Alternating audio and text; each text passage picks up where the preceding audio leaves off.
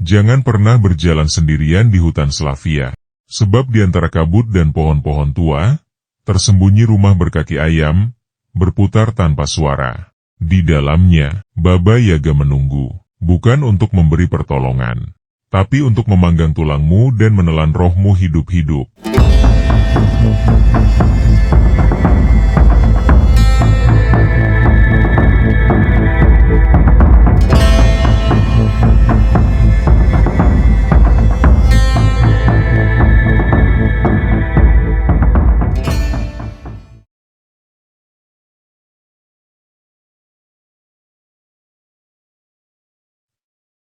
Di tengah hutan-hutan gelap Rusia, tersembunyi sosok mengerikan yang melegenda selama berabad-abad.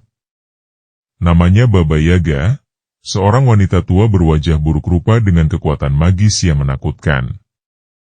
Ia hidup di rumah aneh yang berdiri di atas kaki ayam raksasa dan dapat berpindah tempat kapan saja. Dalam cerita rakyat Rusia dan Slavia Timur, Baba Yaga bukan sekadar tokoh fiksi.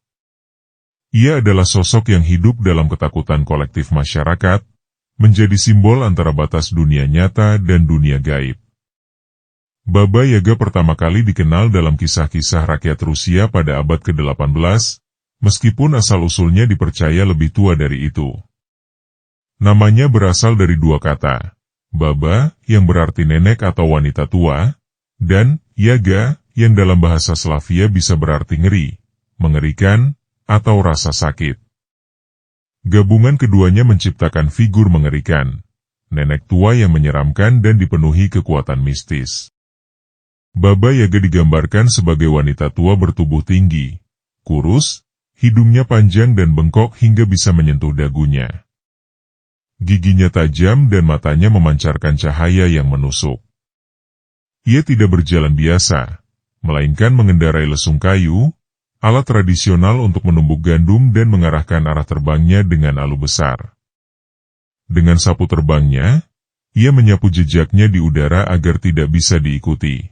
Suaranya nyaring, dan kehadirannya selalu diiringi aroma kematian dan hawa dingin.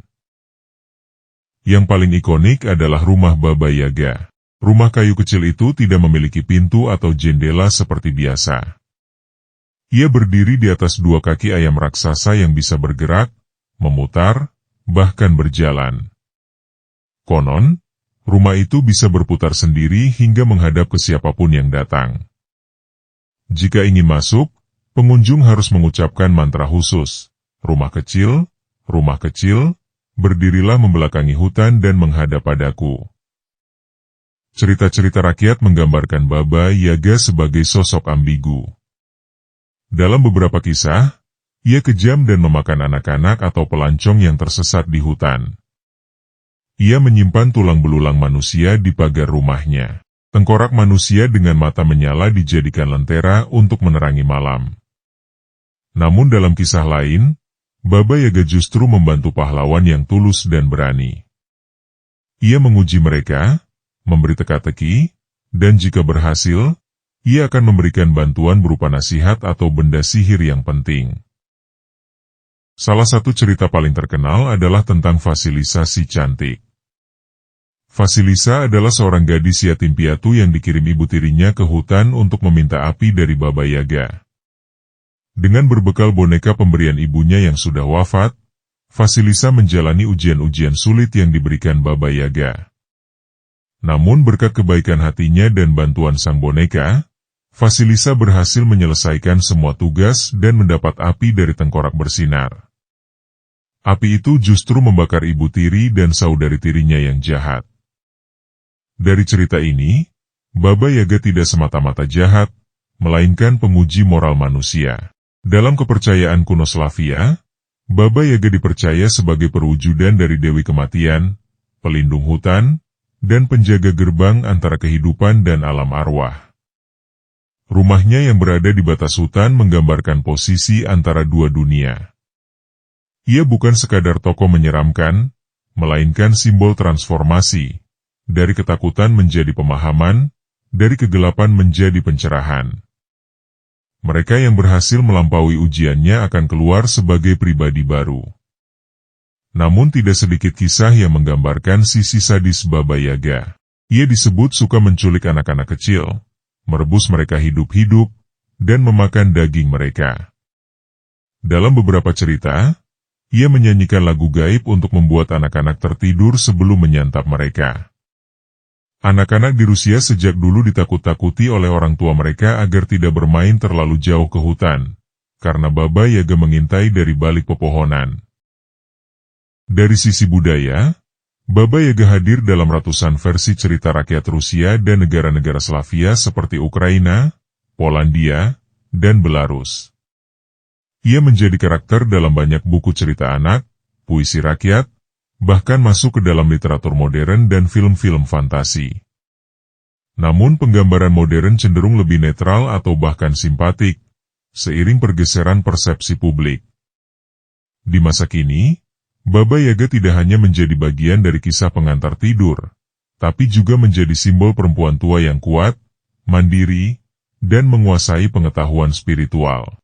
Banyak feminis Rusia mengangkat tokoh Baba Yaga sebagai representasi perempuan yang menolak tunduk pada norma dan tetap hidup di pinggiran, menjaga batas antara dunia. Namun mistiknya tak pernah benar-benar pudar. Ada beberapa tempat di Rusia yang konon menjadi lokasi persembunyian Baba Yaga. Beberapa desa bahkan menyimpan rumah replika berkaki ayam sebagai atraksi wisata. Meskipun tidak sedikit juga yang mengaku pernah mendengar suara-suara aneh atau mengalami mimpi buruk setelah mendekati hutan-hutan terpencil. Banyak ahli antropologi menyebut Baba Yaga sebagai bentuk arketipe, wise old crone, atau nenek bijak yang menantang. Ia adalah arketipe penting dalam mitologi dunia, sama seperti penyihir dalam cerita Hansel and Gretel, atau Hekate dalam mitologi Yunani. Ia bukan sekadar horor, tapi cerminan sisi terdalam manusia, ketakutan, pengujian, dan perubahan. Hingga kini, Baba Yaga tetap menjadi legenda yang hidup. Ia tidak mati dalam buku cerita. Ia terus menyusup dalam mimpi, bayang-bayang hutan, dan ketakutan masa kecil yang tak kunjung pergi. Sosoknya berdiri sebagai pengingat, bahwa dalam kegelapan dan keheningan hutan, selalu ada yang mengintai, dan tak semuanya bisa dijelaskan dengan logika. Apa kamu pernah mendengar cerita versi lain tentang Baba Yaga? Atau mungkin kamu punya pengalaman saat berada di hutan yang terasa tidak biasa? Tulis ceritamu di kolom komentar. Jangan lupa like dan subscribe untuk cerita-cerita gelap berikutnya di Cermin Retak, Cerita Gelap.